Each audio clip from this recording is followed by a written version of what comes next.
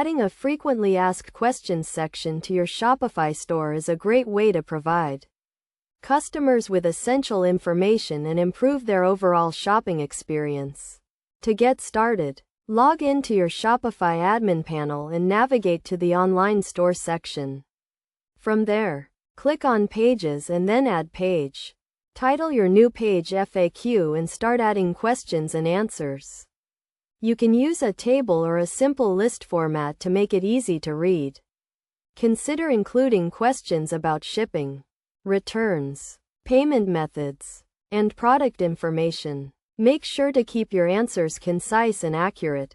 Once you have created your FAQ page, you need to add it to your store's navigation menu. To do this, go to the navigation section and click on Add Menu Item. Select the FAQ page you just created and add it to the menu.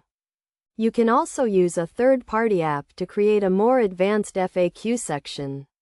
There are many apps available in the Shopify App Store that offer features such as accordion-style questions, search bars, and categorization. When creating your FAQ section, keep in mind that the goal is to provide helpful information to your customers.